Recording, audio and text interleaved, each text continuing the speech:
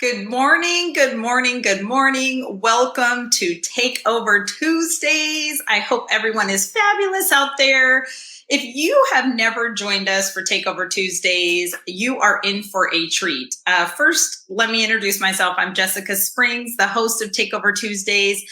And let me share with you for a minute just what this show is all about in case you've never joined us. So this is a show where small business owners and entrepreneurs come to share their story, their services, their organization, their products, what they do, who they are, and just to connect with the community and get just a better understanding of who we all are, who's out there, and how we can support each other. So that's what this platform is all about. Thank you for joining us this morning. And as always, I've got an amazing, phenomenal special guest. I say this every week, but I mean it. I hope you're never disappointed because I'm sure not. So without further ado, let me bring in our guest for this morning. Good morning, Janei. Good morning. This is Janei Maynard, and she is the founding director of the Fifth Element Center for Dance. So welcome, welcome, welcome. Thank you. I'm excited. I am too.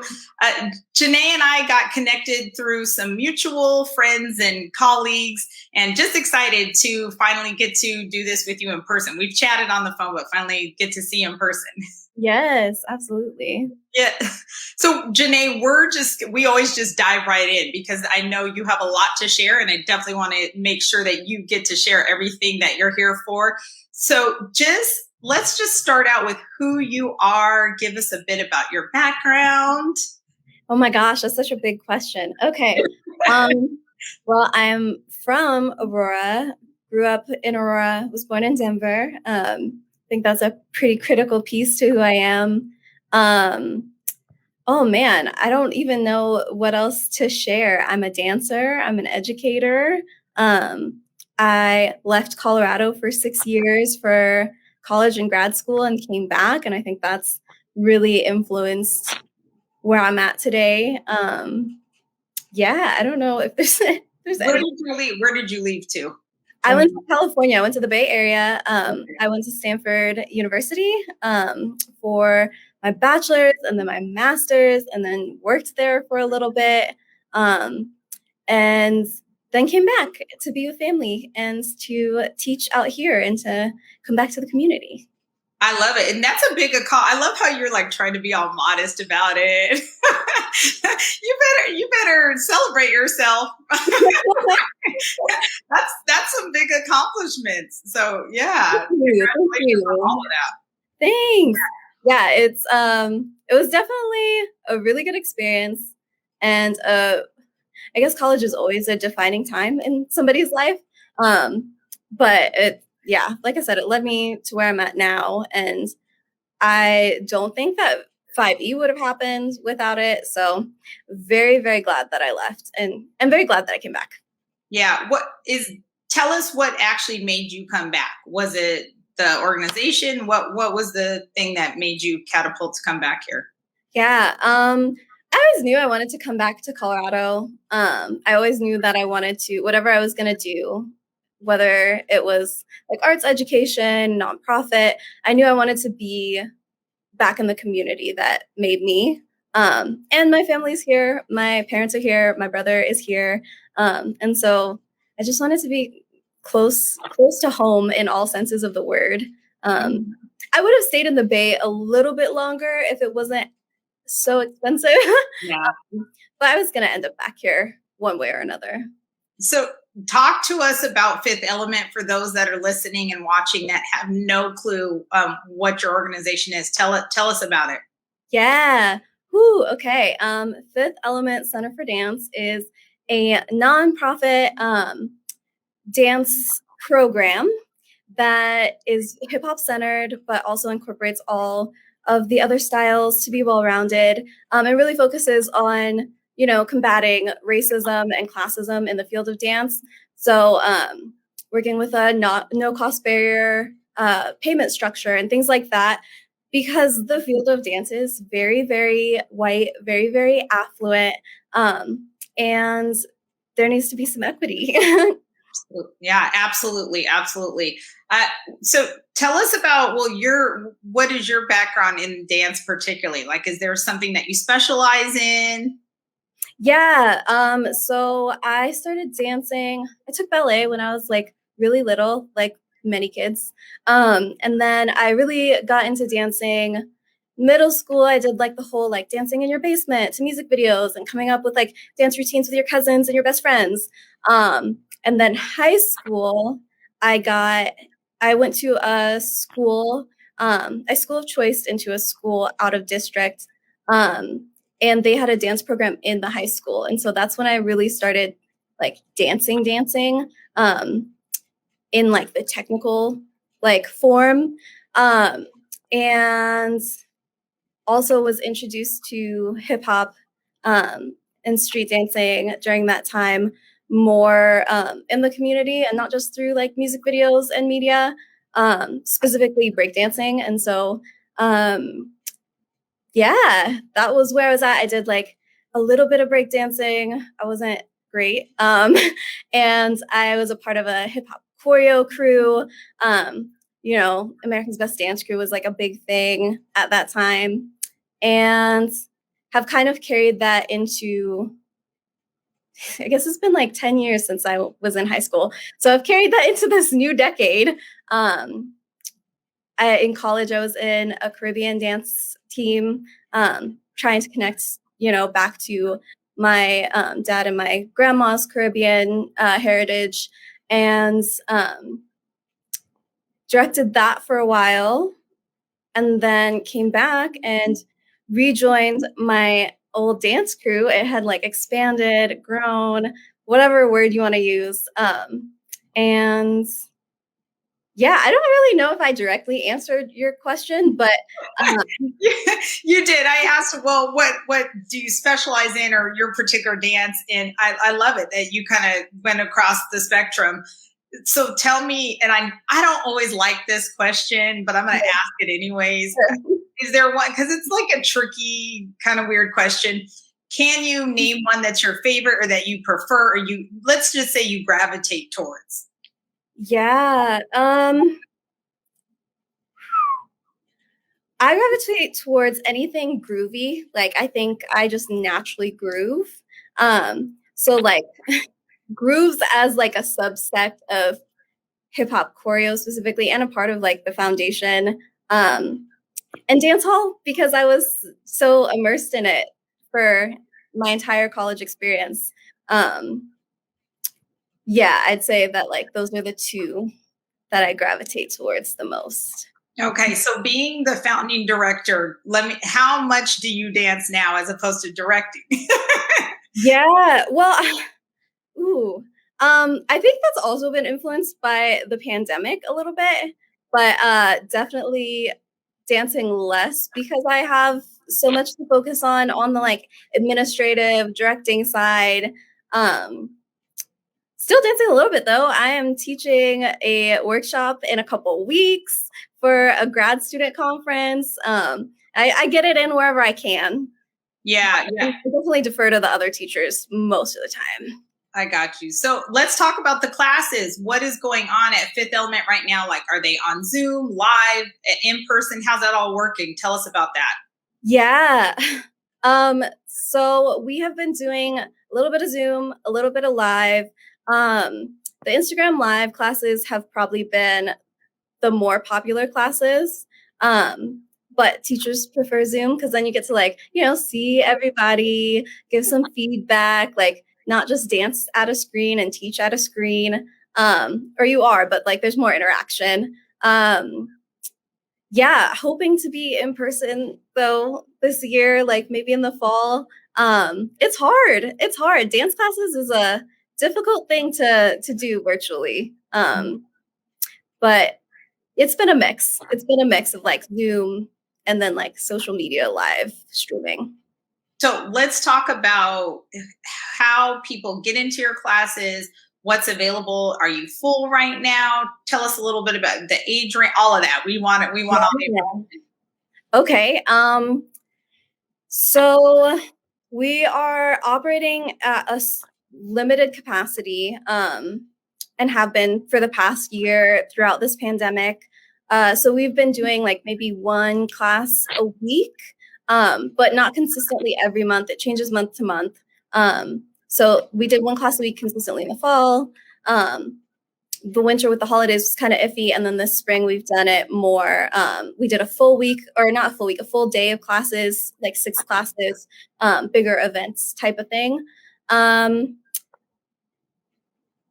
We serve students ages 4 to 18 right now. And so we have family classes for the students that are like that 4 to 10 range so that they can take it with their parents, which kind of mitigates, like the classroom studio management pieces that would happen in person. And then we have classes for students 11 to 18 that they don't have to take with their parents virtually. And this summer we'll be doing more classes more consistently on that like weekly-ish basis. And then the fall, the plan is to have them in person. Once we have them in person, we're going to be serving students 6th through 9th grade in Aurora. And so that will all be updated on the website for folks who are like trying to follow all the way through into August, September. But for now, all of our classes get posted on the website under our calendar. Okay. Where exactly in Aurora? Because I have not been to your studio. Where exactly are you in Aurora? Yeah, so we don't have a physical studio right now. We need funding. And so we are doing a lot of fundraising this past year. This was our first year. And so our focus was getting grants, getting funding. And then this next year, we'll also be doing that with a new development and operations manager that we'll be hiring for soon. And so we are looking at potentially being closer to like Rangeview High School and locating ourselves in a venue over here, or closer to like Hinckley High School and finding a venue over there. But we have a couple of different venues that we're working with to potentially rev up this upcoming year. Okay, I like it. Those are both my hoods. I'm a Rangeview alumni, so yeah, I'm always about that neighborhood. Love that. Where I grew up. Okay, how can people help? Because we want to help get you guys those funds, because of course this studio is important once we kind of get past this COVID stuff. So definitely you need a studio. How can people support those efforts? Yeah, we always need grant writing volunteers. The more volunteers we have, the more capacity we have to apply to as many grants as possible. We also do a little bit of grassroots fundraising so folks can donate on our website.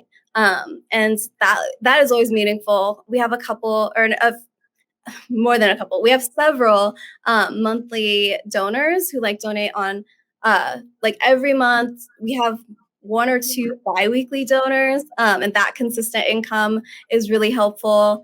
If anybody just has $1 million to spare, we're always looking for an angel donor.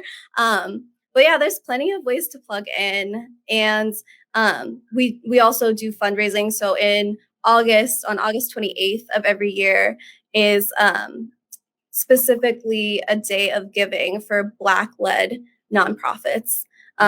And so we participated in that last year. We have plans to participate in it this year and probably do some events around it, or an event around it.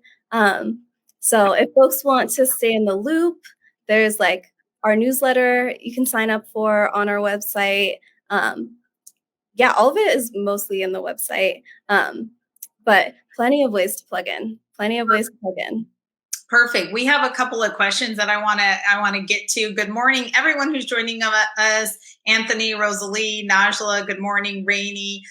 So going back to your classes, I know you said 4 and up. Najla says, "Can you make an exception for my 3-year-old?" And Rainey says, "And my 2-year-old." You know what? I would love to. And just capacity-wise, we're not there yet. And then by the time we are there, capacity-wise, your kids will be 4. So, bring them on in. But we're still building. We're so new, and we're in such early stages that it's kind of a play by ear as far as capacity goes every quarter.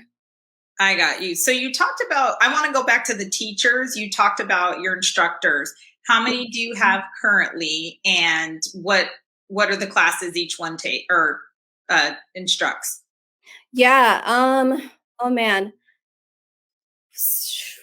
We have, I want to say 5 teachers. And most of them are hip hop teachers, or teach different either styles of choreography within hip hop or different street styles.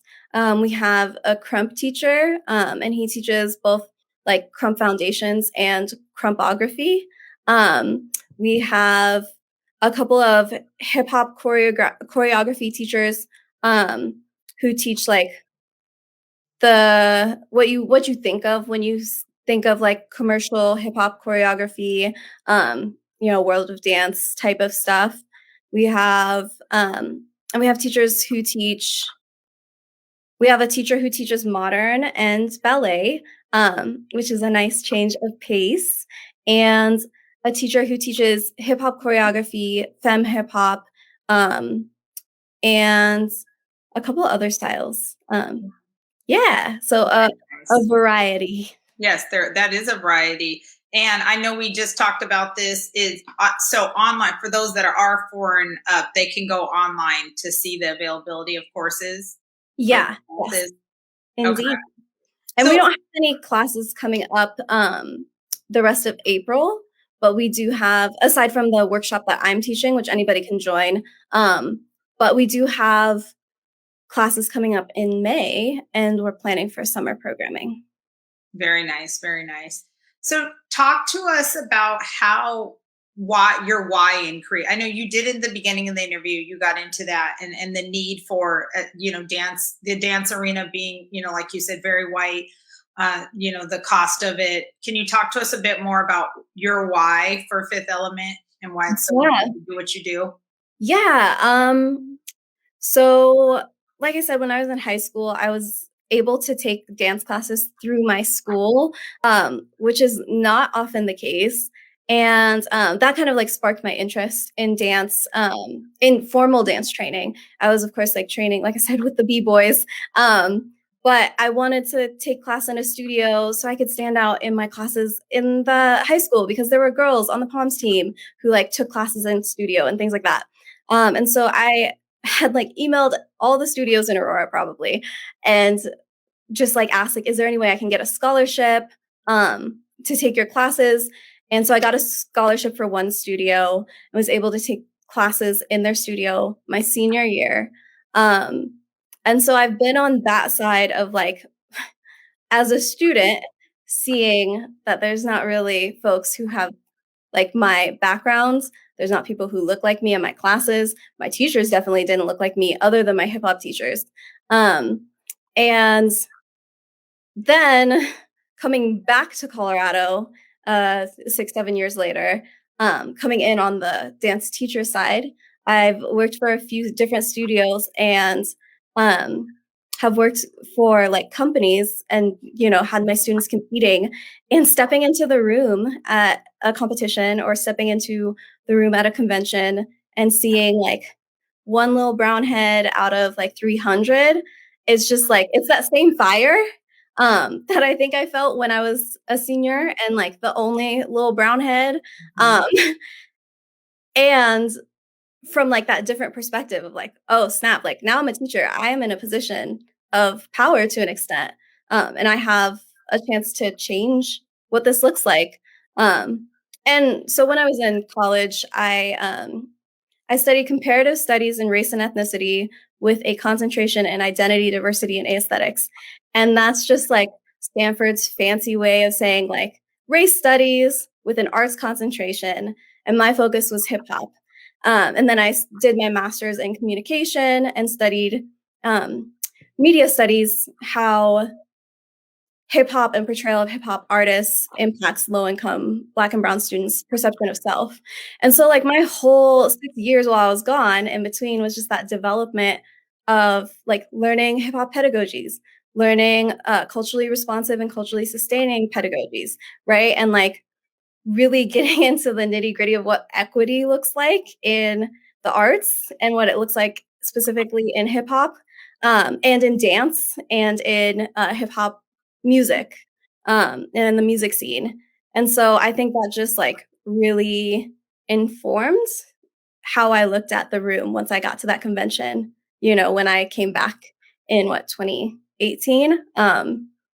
And at the same time, I was getting back with my old dance crew and just like really immersing myself in the dance scene and seeing a lot of things that needed to change. And I knew that I wanted to do something like this at some point, but getting back with my dance crew, being a teacher at studios where I was going to convention and going to competition and seeing the demographics of the field of dance as it is competitive.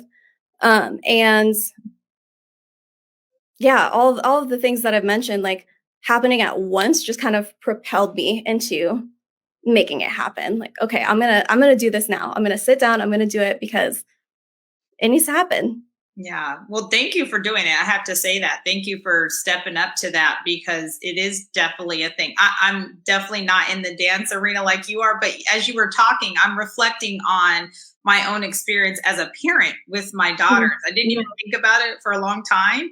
But now that you're talking, it's making me think about when my daughters went to dance and I took them to a very prestigious studio in Denver, and they felt very isolated, Mm, I had to drag them there. yeah, So thank you for doing what you're doing because a lot of that was because of how they looked and how they felt when they were there. I don't know. I'm not saying it was intentional by the people who ran the studio or the students or sure. the other parents, but definitely you're making me think of all of that was definitely an issue and they did not continue to pursue because of that. They Yeah, wanted to stop.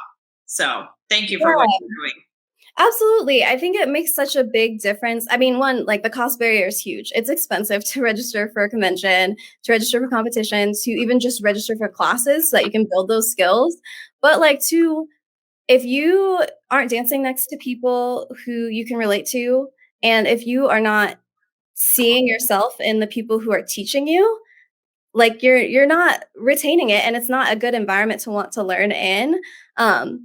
Like dance is such a communal thing. That's why I got into it because I was really really into the community that I was getting around all the b-boys and b-girls, and so if that community piece is missing, then it gets really hard to want to stay, and that sucks because so many of these kids are so talented Yeah. and they deserve to be in the space.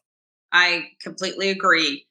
We have a question from Anthony. He says, any volunteer instructor opportunities for formally trained teenage dancers once you open your doors physically? And I happen to know Anthony personally, and he has two daughters that are beautiful dancers. So I feel like that's why he's asking. Yes, okay, I love it. Yeah, there will definitely be volunteer instructor opportunities. We, as far as like age range, are still working on, what it looks like to let teenagers under the age of 18 volunteer with us. And by the time we open our doors physically, that'll be worked out. And like also potentially paid instructor opportunities at that time. We really want to make sure that we're like equitable across the board. Like we're trying to pay our teachers right. We're trying to hire Black and Brown teachers. And so definitely opportunities. Anthony, let's connect. Absolutely. I can connect you too as well. I'll do that on email. Okay. So offline, we'll definitely connect. Perfect. Yes. Yes. So before we run out of time, I want you to share with us what it looks like now. I guess post COVID versus when it all started. Like, how have you guys progressed with all that? I know you kind of talked earlier about the online classes, but more on the business side. What did you go through? Prior to this. Oh man. So I started this in January 2020 and we like launched officially on all of our public platforms, website, social media in June of 2020. And so the 2 months while I was business planning before COVID hit, I did not expect to be starting a nonprofit in this climate. Um, and so the year has been difficult. Definitely as far as pivoting goes to like meet that. And I recently, like maybe a month ago, maybe even less, did some strategic planning for this next year. And I'm just so, so excited for the potential of what this next year will look like. Like the amount of planning that we can do in like a COVID free world is just like exponentially different or like more than what we can do in this like COVID time. But also like it's been hard relatively, right? Like it's been hard because of how funds are like being moved in different places because of the need for emergency funding and all of the things that are hitting different communities right now. And like we've also gotten some great grants. Early, I think I want to say July 4th, maybe of last year, I got an award from Essence and Pine Sol for this project. And so it's been harder than like I thought it was gonna be going into this year, and like it's been so good. It's been so good. Our board is, growing and learning alongside me. I'm learning so much. And our funding is like slowly but surely building. So we're on to a great path post COVID.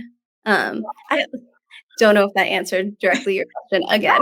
Absolutely. I want to commend you for for kind of starting this journey, like you said, kind of basically when the whole COVID thing hit, and just not giving up, seriously, because it's scary to take that leap in any climate, even when it's the best of times, right? So, Right.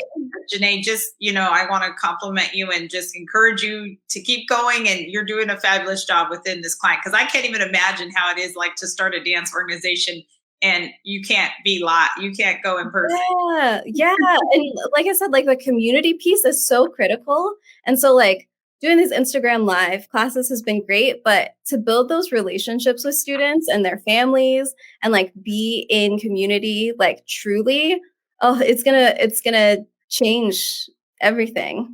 Yes. Well, before we get out of here, so I know you've been talking about the website, but I don't think we've officially said the name. I know we've said the name, of course, of your organization. Tell them the exact name of the website. We will definitely put it in the comments, because I know that you've got a wealth of information, and I want everybody to follow you and tap into the newsletter so that they can stay in the know, because, like you said, big things are coming for you. Yeah, absolutely. The website is fifthelementdance.org, and fifth is spelled out. So FIFTH, elementdance.org. And we're also on social media. So if folks are like about that Facebook and Twitter life, we're at Dance5E, DANCE, the number 5E on both of those two platforms.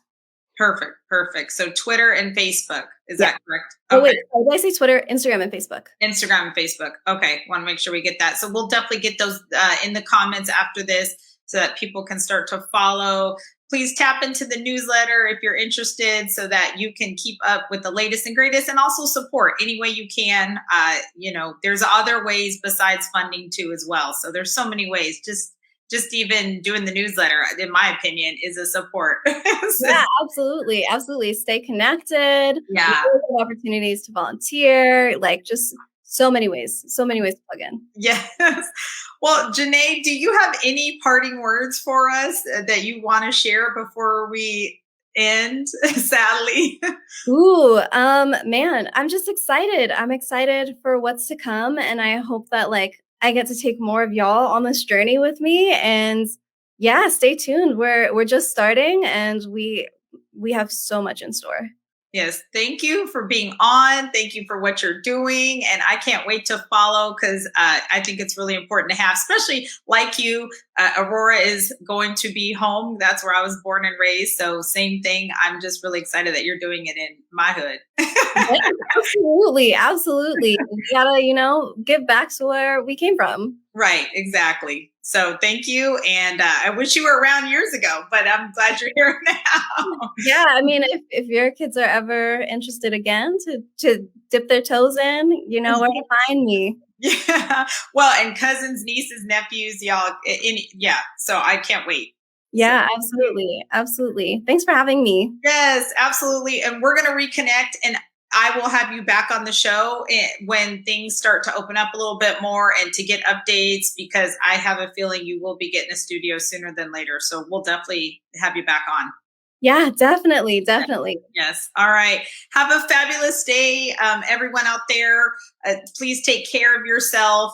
And until next time, stay inspired. This is Takeover Tuesdays. I'm Jessica Springs. See you later.